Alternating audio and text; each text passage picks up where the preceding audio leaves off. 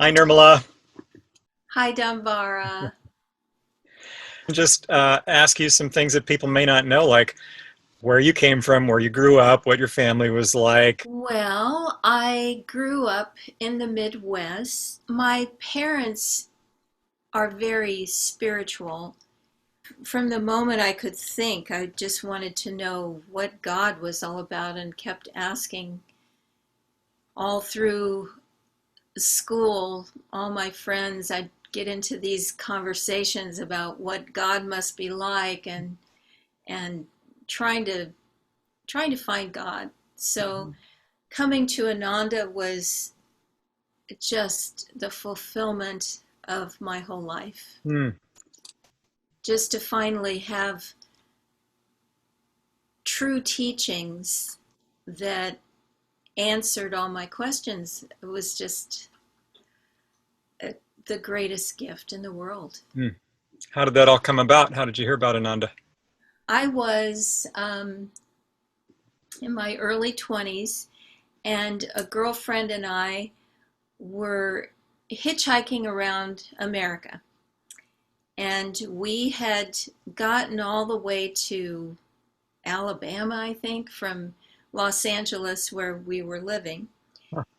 We decided that she wanted to go somewhere else, and I was going to get a ride with this lady who had a car that we met.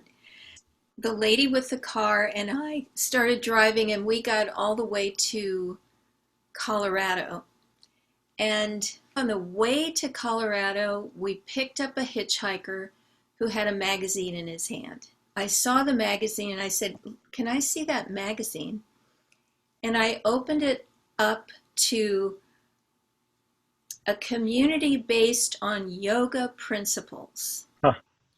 And my mother had told me about yoga, and so I'd been practicing yoga in college. And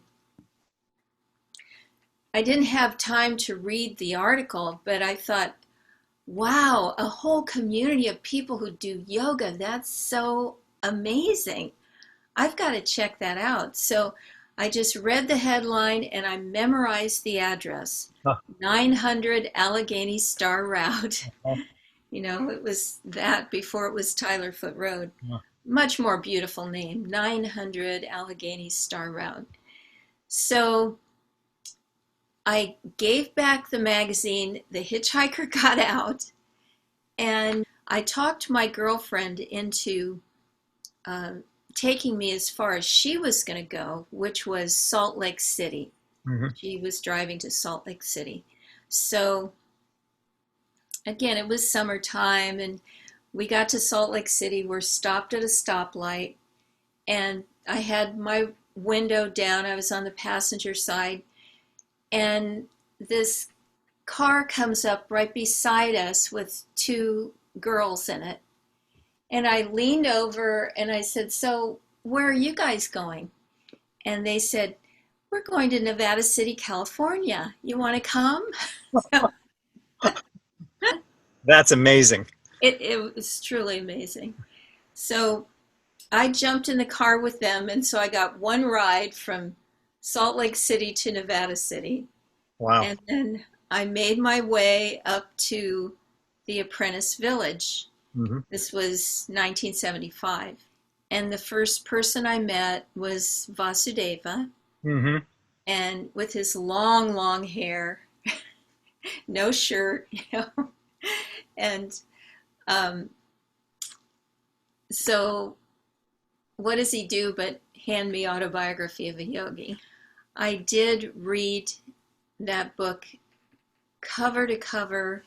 It took me, I don't know, 2 or 3 days, Hmm. night and day, just reading it, and I loved it. Hmm. A couple days after I had arrived, I remember someone saying to me, "So, how long are you staying?" And I said, "Oh, I live here." And they said, "You can't know that. You just arrived." But here it Huh. is, all Great. these years later. Great. How wonderful. Yeah, it's an amazing story, but Yeah. it's all true. I want to know about just your connection with Swami and how that all came about. Let's see, it was August 9th of 1975 that I arrived, and he gave Spiritual Renewal Week classes sometime in August. So that was my first visual on Swami. And I just did not know what to make of him. He was different from anything I had ever seen in my life. Just the way he talked, the way he carried himself, the teachings he was giving, everything was just mind-boggling to me. The very first time that I interacted with Swami was that Christmas of 75. And I remember my first words to him, I saw an opportunity to just catch him when he wasn't surrounded by a lot of people. And I went up to him and introduced myself and said, I want to thank you for creating Ananda, because it's just a miracle to have a place where people can live for God. Mm-hmm. And those were basically the last words that I said to him too. Huh. So Wow. that was fitting. Huh. In August, I was at the Apprentice Village, so I started working in the garden. Mm-hmm. There was lots to do. There was only one man on staff, and he ran the tractor. And so all the ladies, Kirtani and Hridaya are the two that I remember, but there were a lot of other ladies there. And we did everything. We turned the giant compost piles that were as big as this room, and we did everything. And being young, I had lots of energy. So after working in the garden all day, I would volunteer at Master's Market. Huh. To me, that was really fun. Work days were fun. And so when the garden was ready to be put to bed for the winter, then Parvati, who was running the market, chose me to work in the market with her because she already knew me and I had volunteered for so much.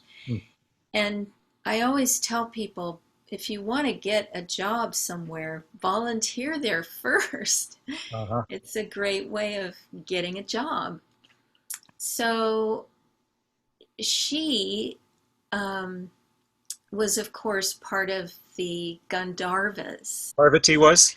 Yes. Oh, Yeah. okay. I didn't realize that. Yeah. And I learned all the parts by having Parvati sing them to me. Huh. Because even Xerox sheet music was hard to come by. So then I joined the group that was doing that fairly soon after. Okay.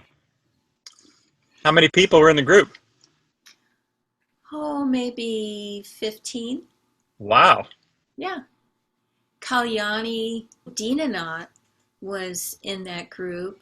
Every Sunday, we would get a ride up to the old retreat, currently called the meditation retreat. Mm-hmm. And we had Sunday service in the dome up there. And the little temple dome was too small to hold all of our group standing in the back, even though there was no foyer, there was just the door and the outside. Mm-hmm. But there was no room for us to stand in the back to wait until it was our moment to go up and sing. Mm-hmm. So we would wait outside. Huh. And this one more morning, I remember we were standing outside the temple waiting for our moment to walk in and sing.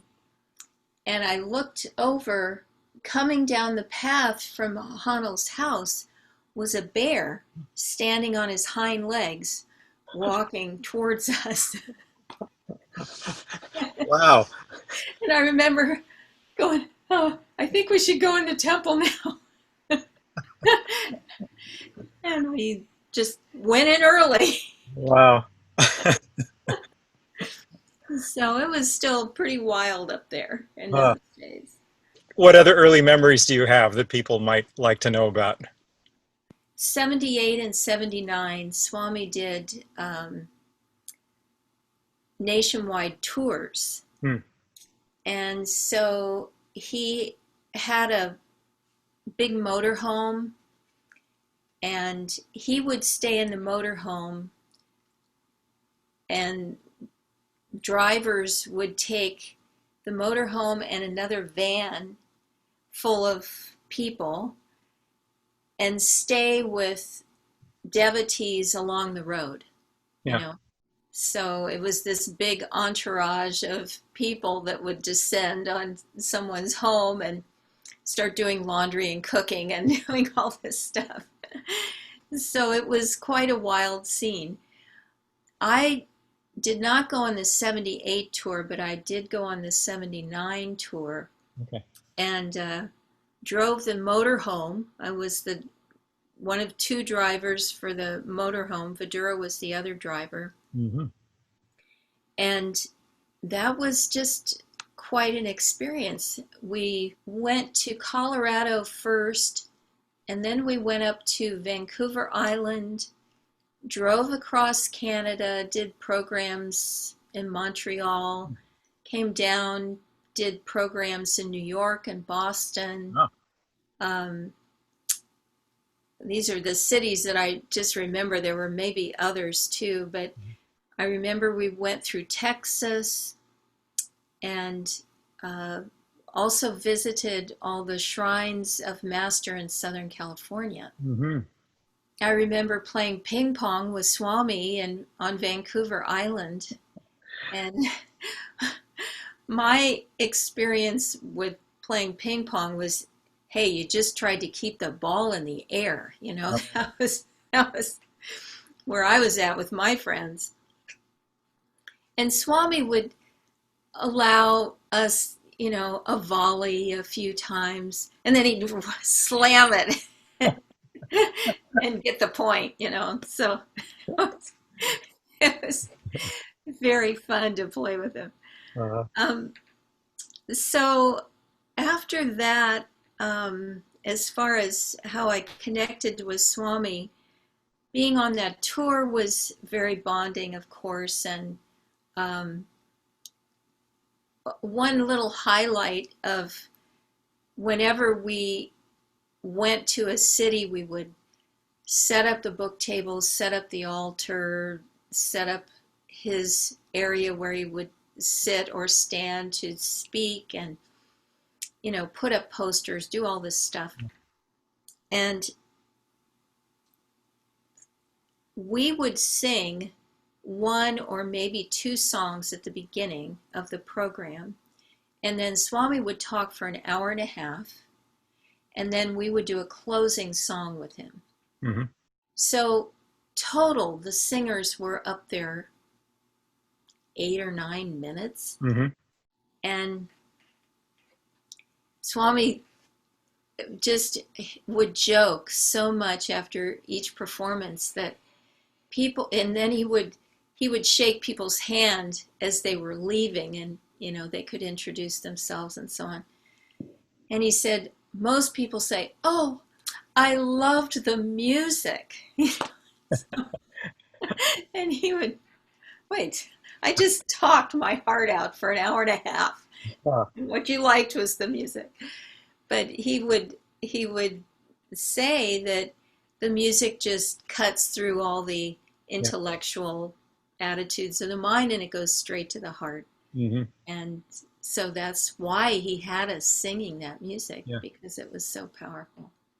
it wasn't long after that before Swami decided that he wanted to get the music out. Hmm. This was the first wave of this has got to go out to the public. So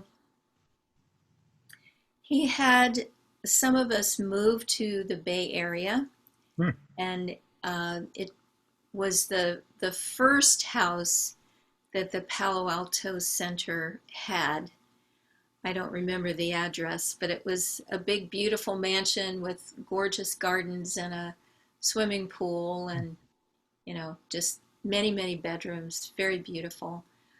So we moved there and sang around the Bay Area. Huh.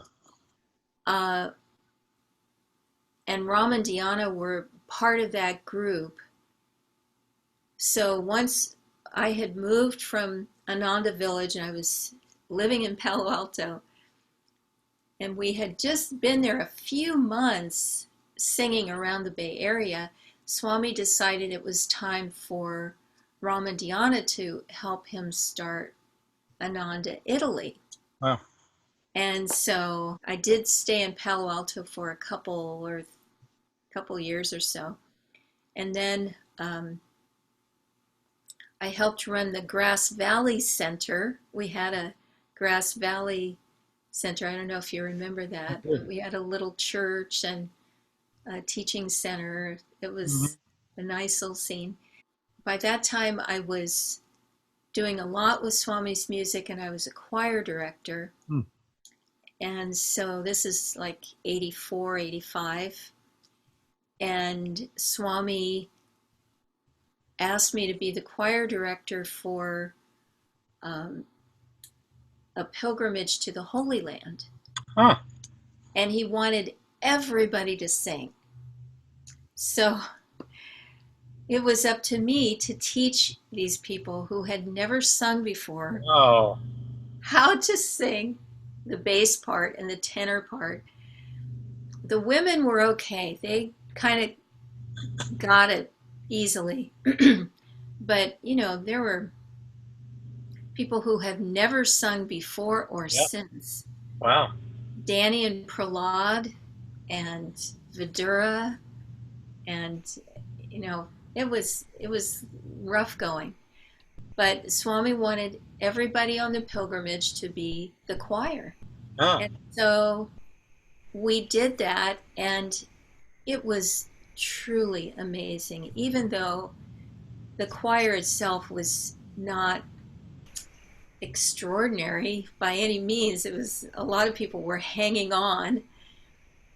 Still, many, many people would come up to us afterwards and say, "Is this a professional choir?" Uh, Because the music is so beautiful and sung in those places with the acoustics. It was just an astral experience. So that was in October, November of 1985.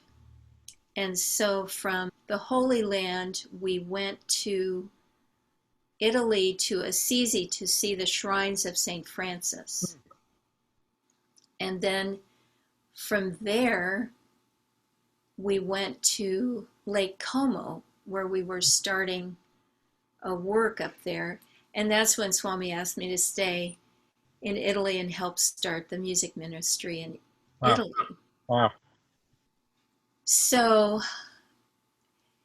and that's where one Sunday service, I was sitting in the back at our big country house in Lake Como, which was freezing cold because it was a summer house. It wasn't made to be lived in the winter, and we were there in the winter.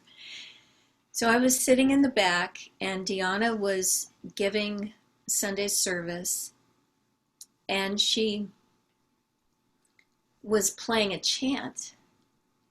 And Lakshman Simpson had his guitar in the front, sitting close to her, because he had sung a song or something for Mhm. Sunday service.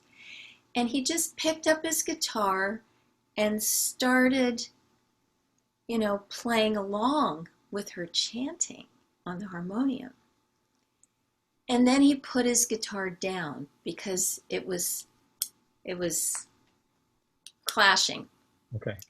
And afterwards I went, Lakshman, that was so beautiful. How are we got to figure out a way to have the harmonium and guitars talk to each other, because that was just beautiful. We got to do this. So that's when we started figuring out. Just before, early on, it had just been harmonium. Mm-hmm. Harmonium with a drone note, and that's all you ever played. Okay.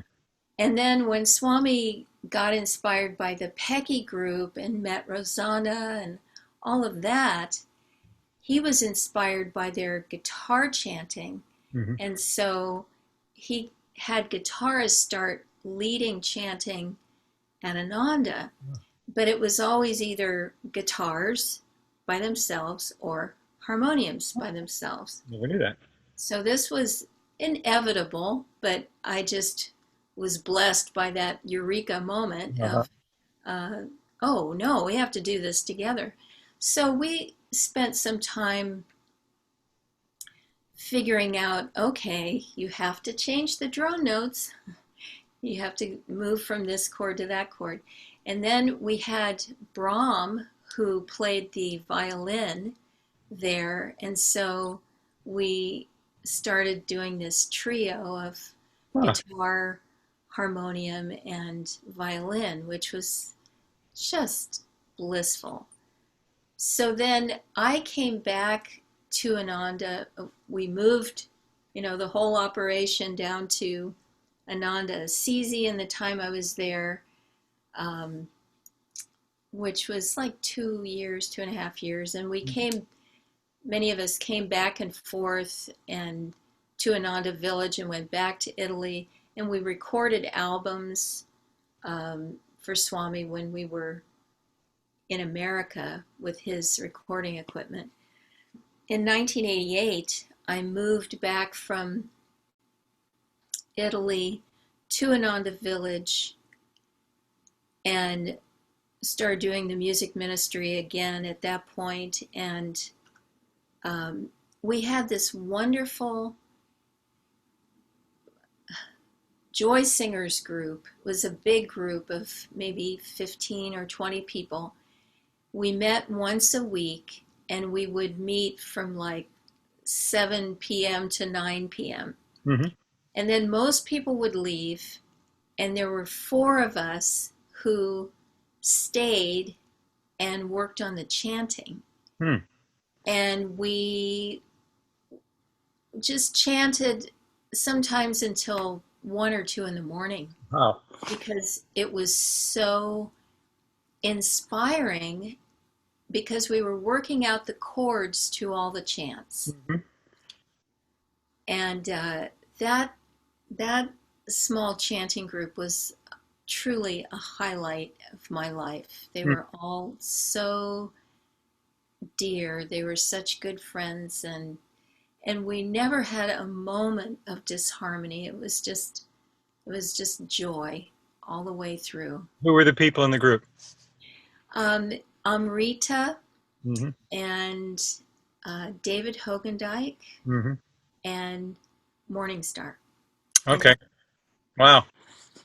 And we would chant anywhere that people would invite us. And so this one time we were invited to lead a morning meditation at the seclusion retreat, the meditation retreat. And it was winter.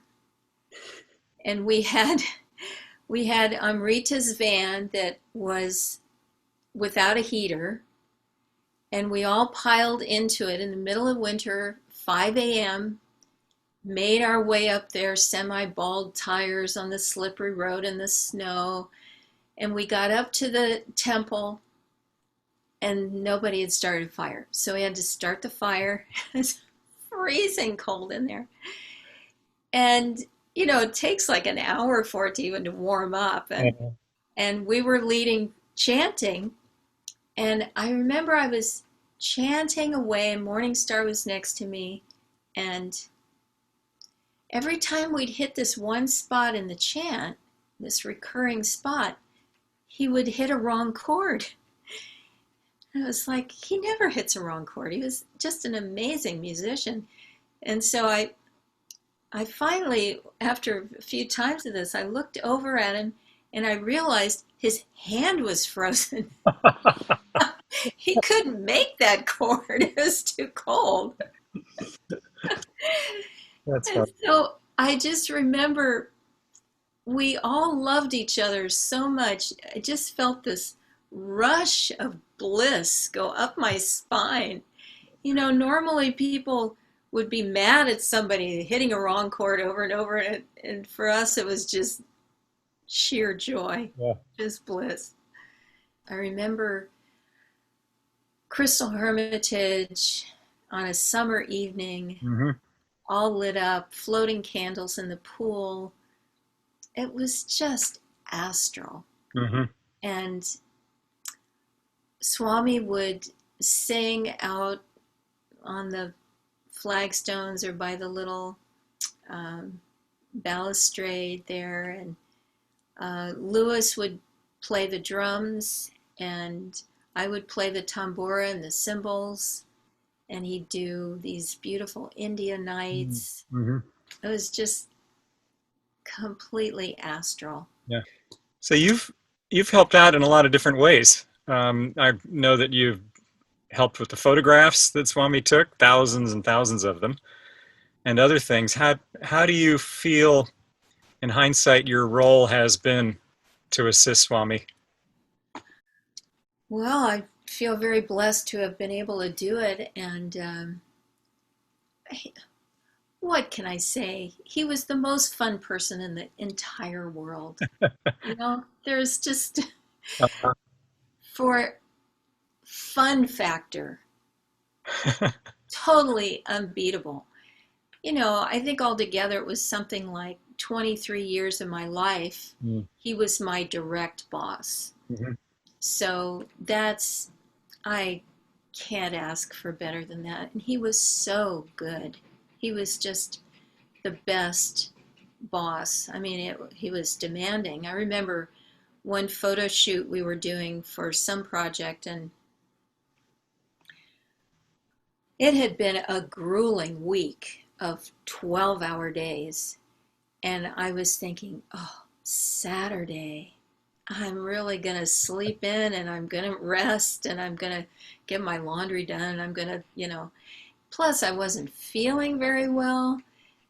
But 8 a.m. Saturday morning, phone call, where are you? And, what can you say? I'm on my way. I'm running slightly late, but I'll be there in 15 minutes. That's great. So he was, he didn't pull any punches, that's for sure. Yeah. But, I remember another time I was in the photo studio, which now is the old recording studio at Crystal Hermitage, the underground place.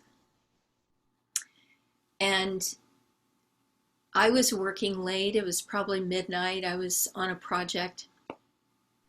And he came in and he said, why are you still here? You should be home. You should be getting some sleep.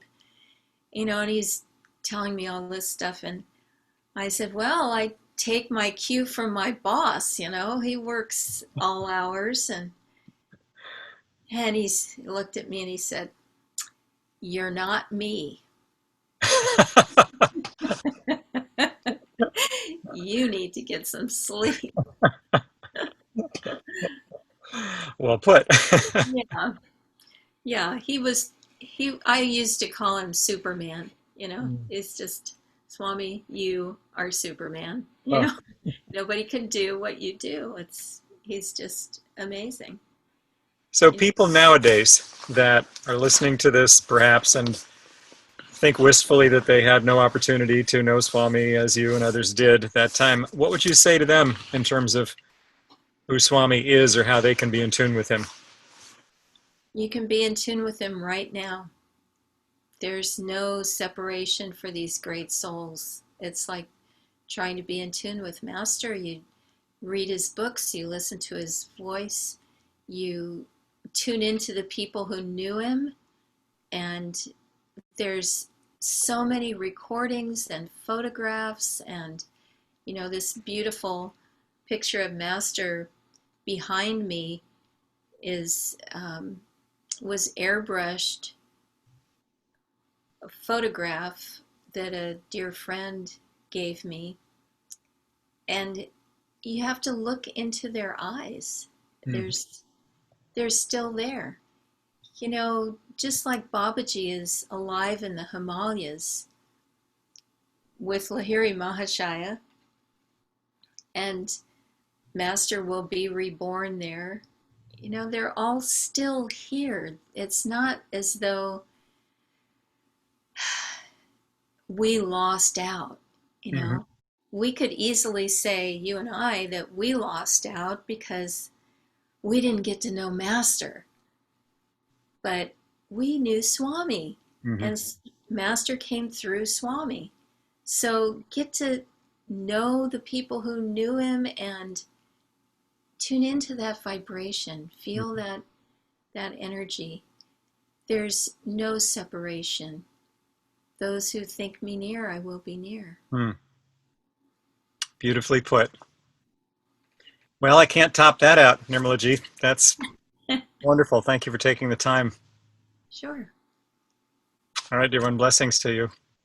You too. God bless you, Dambara.